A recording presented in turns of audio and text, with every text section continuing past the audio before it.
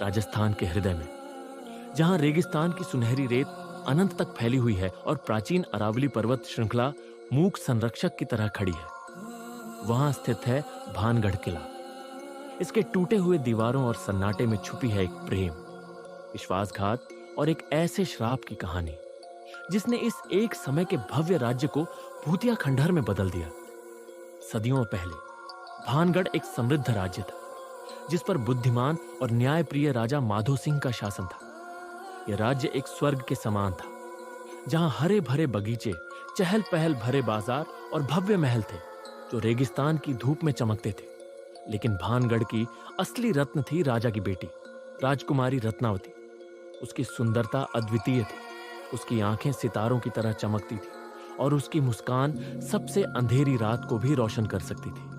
दूर दूर से राजकुमार भानगढ़ आते थे उसका हाथ पाने की आशा में। लेकिन रत्नावती सिर्फ सुंदर ही नहीं थी, वह बुद्धिमान, दयालु और अत्यंत स्वतंत्र विचारों वाली थी। लेकिन उसे नहीं पता था कि उसकी सुंदरता जल्द ही राज्य का अभिशाप बन जाएगी। राज्य की छाया में रहता था एक शातिर व्यक्ति, सिंघिया सेवड़ा, एक शक्तिशाली तांत्रिक जो काले जादू का अभ्यास करता था। उसका चेहरा विकृत था, उसकी आत्मा भ्रष्ट थी और उसका हृदय लालच और इच्छाओं से भरा हुआ था। जब उसने राजकुमारी रत्नावती को देखा तो वह उस पर मोहित हो गया। वह जानता था कि वह कभी उससे प्यार नहीं करेगी, लेकिन वह उसे पाने के लिए किसी भी हद तक जाने को तैयार था। अपने काले जादू का उपयोग करते हुए उसने एक शैतानी योजना बनाई। एक दिन जब राजकुमारी बाजार में घूम रही थी तो उसने एक छोटी सी शीशी में सुगंधित तेल खरीदा। तांत्रिक ने इस मौके का फायदा उठाया। उसने तेल को एक घातक मंत्र से जादुई बना दिया। अगर राजकुमारी ने इसे अपनी त्वचा पर लगाया तो वह उसके नियंत्रण में आ जाएगी। लेकिन रत्नावती कोई साधारण राजकुमारी नहीं थी, वह जादू टोने में निपुण थी और उसने इस जाल को भांप लिया। तेल का उपयोग करने के बजाय उसने इसे पास के एक विशाल पत्थर पर डाल दिया। जादुई तेल ने पत्थर को जीवित कर दिया और वह तांत्रिक की ओर भयानक गति से लुढ़कने लगा। अपने अंतिम क्षणों में जब पत्थर ने उसे कुचल दिया, तांत्रिक ने एक श्राप दिया जो सदियों तक गूंजता रहेगा। तुम्हारी दीवारें ढह जाएं, तुम्हारे लोग नष्ट हो जाएं और तुम्हारी आत्माएं अनंत काल तक भटकती रहे। अंधकार इस भूमि को निगल ले और कोई भी इन दीवारों के भीतर शांति न पाए। श्राप का प्रभाव तुरंत शुरू हो गया। कुछ ही महीनों में भानगढ़ पर एक प्रतिद्वंद्वी राज्य ने हमला कर दिया। एक समय का समृद्ध किला मलबे में तब्दील हो गया। इसके लोग मारे गए या भाग गए। राज्य खंडहर में बदल गया और भूमि को सन्नाटे ने निगल लिया। लेकिन श्राप यहीं खत्म नहीं हुआ।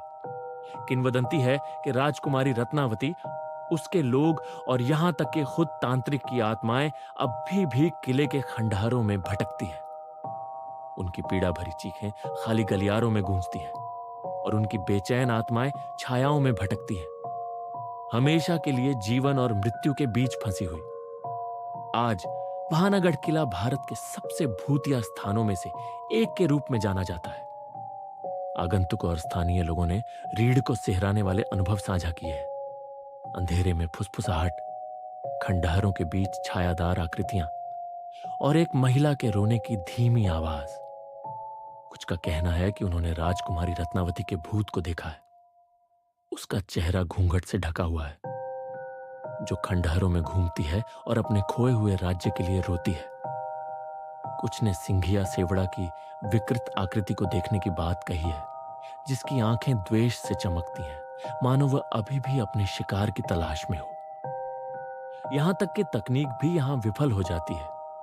कैमरे और फोन रहस्यमय तरीके से काम करना बंद कर देते हैं और बैटरियां तुरंत खत्म हो जाती हैं। हवा अप्राकृतिक रूप से ठंडी हो जाती है और एक डरावना एहसास किले पर छा जाता है। भारत सरकार ने भानगढ़ किले को सूर्यास्त के बाद प्रतिबंधित क्षेत्र घोषित किया है। प्रवेश द्वार पर एक चेतावनी का बोर्ड लगा है। सूर्योदय से पहले और सूर्यास्त के बाद किले में प्रवेश करना सख्त मना है। उल्लंघन करने वालों के खिलाफ कानूनी कार्रवाई की जाएगी। लेकिन यह चेतावनी सिर्फ कानूनी कारणों से नहीं है। स्थानीय लोगों का मानना है कि जो लोग अंधेरे के बाद यहां रुकने की हिम्मत करते हैं, वे कभी वापस नहीं आते।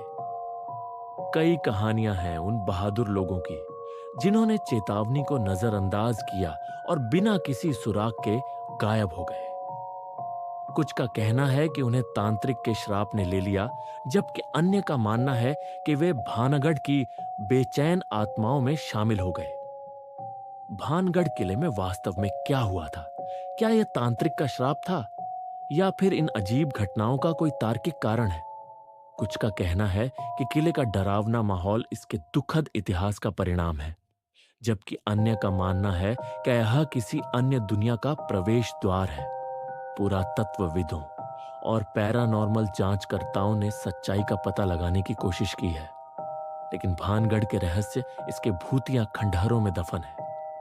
जैसे ही सूरज भानगढ़ किले के ऊपर डूबता है, छायाएं लंबी हो जाती हैं और फुसफुसाहट तेज हो जाती है। हवा में एक महिला के रोने की धीमी आवाज आती है और हवा ठंडी हो जाती है।